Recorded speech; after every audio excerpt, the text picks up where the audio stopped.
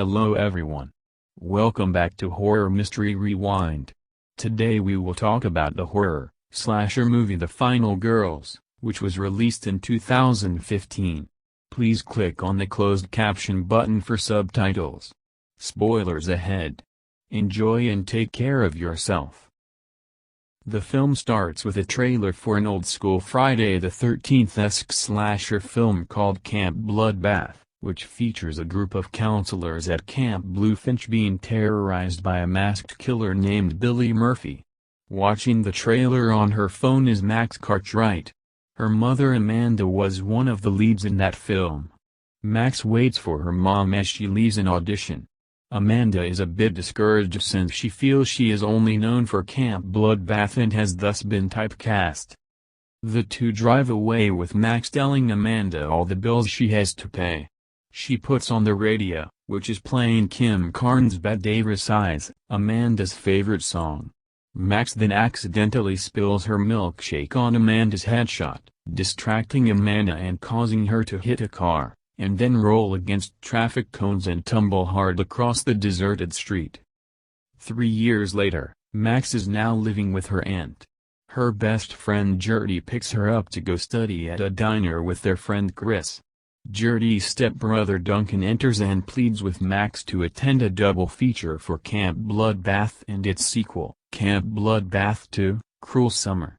Since the show falls on the anniversary of Amanda's death, Max refuses, but Duncan eventually convinces her to show up as a special guest. The four go to the double feature. They encounter Chris's ex-girlfriend and Max's former best friend Vicky, who becomes a nuisance to the friends. They later watch the first movie, which plays to a huge crowd. Max feels a bit emotional watching her mom on the screen again. In the crowd, two guys pass around a liquor bottle, which gets dropped and rolls across the floor, spilling booze everywhere. Another guy lights up a cigarette, and the ash falls onto the liquor, igniting it and setting a curtain on fire that eventually spreads through the whole theater. The audience runs for the exits, blocking it from Max and her friends. She grabs a sharp item and leads Gertie, Chris, Duncan, and Vicky toward the screen. Max cuts through the screen and they enter through a blinding white light. The friends find themselves in the woods, right at the start of Camp Bloodbath. The main counselors, guy named Kurt and Bimbutina, drive by the friends and ask where Camp Bluefinch is. Not realizing what happened, the friends let the counselors drive away from them. They wait over 2 92-minute periods, the film's runtime, twice, before the counselors return, and Duncan tells Tina they are also counselors and would like a ride to the camp. In the van, the friends meet another counselor, Blake and Amanda, in character as Nancy, the shy girl with a clipboard and guitar. The group arrives at Camp Bluefinch. Duncan tries to get Kurt to give him the keys to the van so they can find a way out of the movie, but Kurt tosses the keys into the woods. Max tries to get Nancy away from Kurt, because her character is fated to die after having losing her virginity to him. The five friends then go into the woods to look for the keys, just as the first kills in the film are set to take place. The five watch as Billy shows up and kills two horny counselors. Billy appears to spot them, and everyone except Duncan runs. He realizes that since they're not part of the movie, Billy doesn't know what to do with them.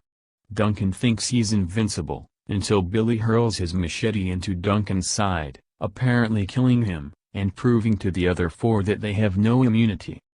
The film's badass final girl, Paula, Chloe Bridges, shows up to the camp. Since she is the one that kills Billy at the end of the film, the friends decide to stick with her, while also trying to stop anyone from having sex so that Billy won't show up. Billy is mentioned, and Nancy tells his urban legend, taking Max and her friends into a black and white flashback to 1957 when Billy was a camper. He was always made fun of for being different and ugly, so he hid in an outhouse to escape the bullying. One camper throws firecrackers into the outhouse, burning Billy's face and scarring him. After 8 months in the burn ward, Billy went back to camp to exact his revenge. Now wearing a creepy mask and wielding his machete, he murdered 8 counselors, one for each month of his time in the ward. As the friends watch Billy's murders, some blood sprays on Gertie's face. When they return from the flashback, the counselors see the blood on her face. Paula and Kurt panic, and Paula drives them both away in her car. Duncan emerges alive, but he gets hit by the car. Paula crashes into a totem pole, ejecting Kurt from the passenger seat and causing him to die with all his bones breaking. Paula meets her end when her car explodes. Max and her friends then reveal to the surviving counselors that they are all in a movie and that they need a new final girl to kill Billy. They even made Tina put on a life jacket with mittens. She is fated to die after doing a striptease. Since the final girl has to be a virgin, everyone thinks it should be Max. Max says Nancy should be the new final girl, but Vicky comments that she can't be because of who her character is, shy girl with a clipboard and guitar. Nancy runs away crying, so Max goes to console her. She wants to have Nancy survive so that they can make it out of the movie together and perhaps start a new life for Nancy, Amanda. The gang prepares for Billy's arrival that night.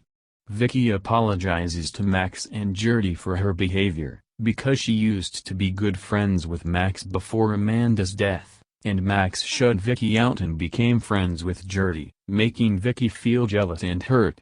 The girls forgive Vicky. The cabin has been booby-trapped in anticipation of Billy. Tina, who is hopped up on Vicky's Adderall, does a crazy striptease and flashes her breasts, summoning Billy to the cabin. As he walks toward the cabin, Tina panics and runs away, tripping over a string and getting her head caught in a bear trap. Chris sets off another trap as Billy enters, wherein the log swings from the ceiling and knocks Billy into some antlers on the door to impale him. Thinking they've won, Gertie and Blake kiss. However, Billy is still alive and he kills Blake. The others run upstairs where Billy chases them. The heroes shoot flaming arrows at Billy's chest. He knocks a bookcase on top of Gertie and Vicky, and then impales Gertie with his machete. Max, Nancy, and Chris flee while Vicky takes Gertie's hand and drops a bucket of lighter fluid from the ceiling, causing an explosion. This doesn't kill Billy, and he bursts out the window on fire and in slow motion. The three run away, still in slow-mo, until Billy grabs Chris's leg and breaks the slow-mo. Chris gets stabbed while Billy kidnaps Nancy. Max brings Chris into an abandoned chapel and stays with him so he won't die alone, but Chris assures her that he won't die. She runs to find Nancy in Billy's barn. Max fights Billy, but gets stabbed. Nancy gets Billy off Max and they run back to the chapel. Nancy realizes that since only the final girl can kill Billy, it has to be Max. Max breaks down in tears and tells Nancy who she is outside of the movie and how Max wished she could make her mom's dream of becoming a star come true. Nancy tells Max that she knows where to find Billy. Nancy walks out of the chapel and does a striptease to summon Billy. The killer emerges and impales Nancy with his machete. Max then walks out and dukes it out with Billy, eventually taking his machete and chopping his head off. Chris walks over to Max as the sun rises and the credits roll. They share a kiss. The film's rating stamp shows up before the reel starts to break off. Max wakes up in a hospital with Chris in the bed next to her. She hears voices and pulls back the curtain to find Duncan, Gertie, and Vicky, all alive. Max asks if it was a dream, but Duncan disproves it by showing off his machete wound. The friends look outside the room to find a doctor and nurse about to get intimate. Billy then bursts through the window, as the friends realize they are in the sequel. Max wastes no time in grabbing the nearest item and running to fight Billy again.